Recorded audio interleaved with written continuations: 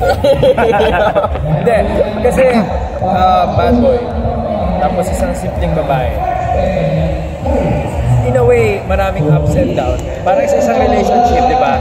Pag laging masaya, laging sweet, minsan parang nakakasawa, nakakaumay. So,